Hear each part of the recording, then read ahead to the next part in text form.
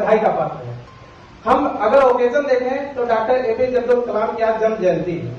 इस अवसर पर अगर विचार संगोष्ठी आयोजित किया जाता है तो यह अपने आप में और महत्वपूर्ण हो जाता है। भाई ने भी कहा कि हम बीएड आंदोलन कर रहे हैं। हम बीएड आंदोलन क्यों कर रहे हैं? क्योंकि भारत सरकार ने हम युवाओं के साथ धोखा किया। हम आंदोलन इसलिए कर रहे हैं, हम आंदोलन इसलिए कर रहे हैं कि अगर हम में से लोग, सभी लोग कहते हैं कि ये देश लोकतांत्रिक देश है जो संविधान से चल रहा है। अगर संविधान से देश चल रहा है तो भारत सरकार के गजट में लिखी बातों पर क्या विश्वास नहीं करना चाहिए? अगर भारत सरकार के गजट में लिखी बातों पर विश्वास हम जनमानस न करें तो मैं आप सभी भाइयों बहनों से पूछना चाहता हूं कि हम फिर किस पर विश्वास करें? आज से 5 साल पहले 28 जून 2018 को भारत सरकार एक गजट नोटिफिकेशन जारी करके कहती है कि बीएड वाले भी प्राथमिक में एलिजिबल होंगे और माननीय सुप्रीम कोर्ट का निर्णय 11 अगस्त 2023 को आता है कि अब बीएड वाले प्राथमिक में योग्य नहीं होंगे।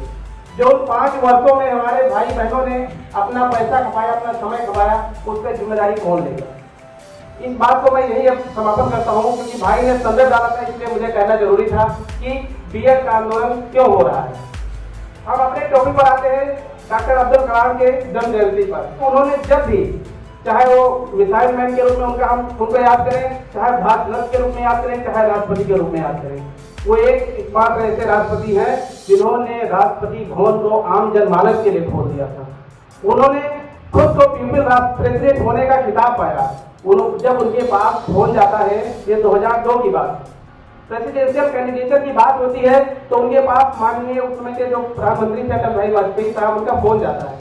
मैं ये बात क्यों मेंशन कर रहा हूँ? क्योंकि आज जब लोग पद की लोलुपता में कुछ भी करने के लिए तैयार हैं, ऐसे समय में डॉक्टर अब्दुल कलाम की उन बातों को याद रखना बहुत जरूरी है।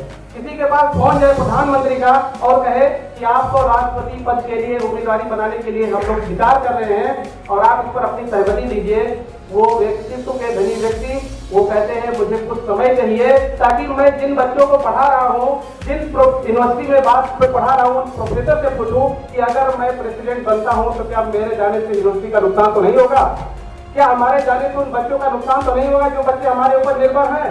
उन्होंने कहा मुझे 2 घंटे का समय दिया जाए और जब मैं तो बच्चों से बात कर लूंगा, प्रोफेसर से बात कर लूंगा, उसके बाद में मैं बता सकता हूँ कि मैं तैयार हूँ कि नहीं तैयार हूँ। सोचिए, आप विचार कीजिए कि अगर हम में से किसी को अगर एक प्रधान पद उम्मीदवार बनाने के लिए अगर 200 आदमी कहें कि आप प्रधान बन जाइए और हम आपकी मदद करेंगे, शायद ही हम में से इस प्रांगण में बैठा व्यक्ति कोई कहे कि नहीं, मैं नहीं तैयार हूंगा। और एक व्यक्ति को फोन जाता है प्रधानमंत्री का और कहता है कि प्रेसिडेंट के लिए मैं आपको उम्मीदवारी घोषित करता हूँ, फिर तब जब पता है कि अगर मैं उम्मीदवार बनता हूँ तो शायद ही कोई मेरा विरोध करे। ऐसा व्यक्ति 2 घंटे का समय लेता है, उसके बाद में कहता है कि ठीक है।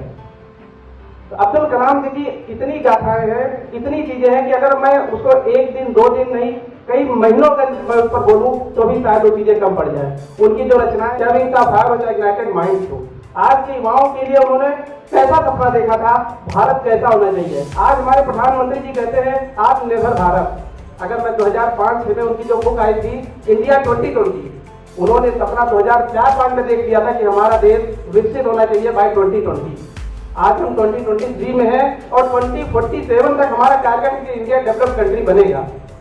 शायद हम अभी भी अगर अब्दुल कलाम जी के दिखाए रास्तों पर चले होते तो आज हमारा देश विकसित देश होगा।